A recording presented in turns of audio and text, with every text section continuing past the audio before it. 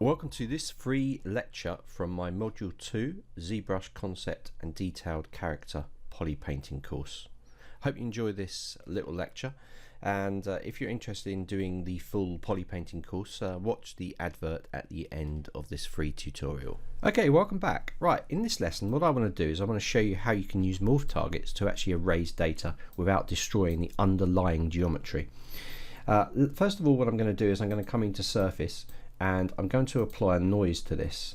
I'm going to increase this noise scale quite a bit, and I'm going to click OK. This will go on the surface, and I'm going to apply that straight to mesh, so I get some sort of like poor looking details or skin details. Now if I was to come in here and start to do some sculpting on this, or some cutting in and pulling out, we would destroy the surface, and we might want the ability to be able to get back to this surface. So for instance, if I've got the Damien standard brush here and I start to do maybe some lines in here, let's just pretend these are kind of wrinkles on the forehead, and then I'm not happy with it, the only option I have is to actually go back through my undo levels, which is clicking here or pressing Ctrl Z. So is there a way I can sort of actually put the details in and then be able to erase them? Well, there is. So with this set like this, what I can do is I can go into what's called Morph Target, which is down here on the right hand side. And what you can do is you can store a Morph Target of this, and this is basically how this geometry is at this precise moment in time. So I'm going to hit Store Morph Target, and you're going to see that it's already stored here, so I could delete the Morph Target. And you can do a few other things with this as well. I'm not going to go into, I just want to show you this basic technique. So what happens now, if I come into this and I start to do my sculpting like this, then I now have the ability to go back and actually use a brush that's specifically designed for Morph Targets, and that's the Morphe Brush. So if I press the B, M on the keyboard, you're going to see over here that we have the Morph Target brush, which is here. If I hit this brush and we've got it active, what you can do now, I'm just going to turn RGB off, I can actually go over this and I can delete out details. So rather like an eraser. I have mine handily down here. Also, if I was happy with this, what I could do is I could delete this Morph Target, because remember at the moment I can go in here and I can delete whatever I like, okay, because that it's looking at the Morph Target was stored before. So if I want to store a new Morph Target, I can delete this Morph Target and I can click Store Morph Target. Now you're going to notice that the Morph Brush doesn't work. However, if I go in and use the Damien standard again on this piece, and then I go back into my Morph Target, I can now delete that detail out. So it gives you control. Just remember that you're storing the Morph Target and deleting it out if you need to. So once again, we've got it back to how it was before. And this goes with anything you do. If I decided to put a load more noise into here, and I said noise, and I went to edit, and I actually made this noise quite a bit smaller, but I increased the strength of this noise, and I clicked OK, and then I decided to apply that to mesh.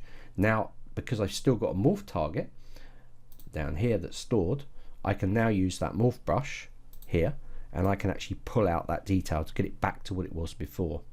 So that is how to use Morph Targets. Now, in combination with sculpting, this can be really helpful. So if I delete this Morph Target and I now store a Morph Target, and I go into layers and I create a new layer in here that's recording, I could now use something like the standard brush and I could start putting some color. So I could go into a green here, I could use this RGB, and I'm going to turn Z add on, and now I'm actually sculpting on the surface, as you can see, and I am poly painting at the same time. Let me just make it a bit more extreme like this. Okay, but I now have the ability with layers to press the Alt key and delete out. When you press the Alt key, make sure you turn Z add off. That's important, okay? And then I can delete the Polypaint data like this. But then I can also go into the Morph Brush, because we've got a target, Morph Target, and I can delete that detail out as well. So I have control over both my Polypainting and on the Morph Target. As you can see, I'm just deleting that out, and I'm also going back into the standard brush, pressing the Alt key, making sure the add Z sub is off, and then I can delete that out and basically get it back to how it was before. And when you're finished, you can bake that down, and if you're happy with it, you can store or delete the Morph Target. So that is how to actually undo or remove sculpting detail using Morph Target, and how you can combine poly painting raising using layers and erasing the actual sculpting detail using Morph Targets. Welcome to Module 2, ZBrush Concept and Detailed Character Poly Painting. So during this course, the main features are painting and texturing skin with control layers, using surface noise to add colour and additional detail, masking techniques, image reference and projections, colour build-up and development, many tips and tricks along the way, including material fills and blends, and as a bonus, final render settings and compositing inside of Photoshop, plus much more. To buy this course, please visit mojomojo.newzenler.com.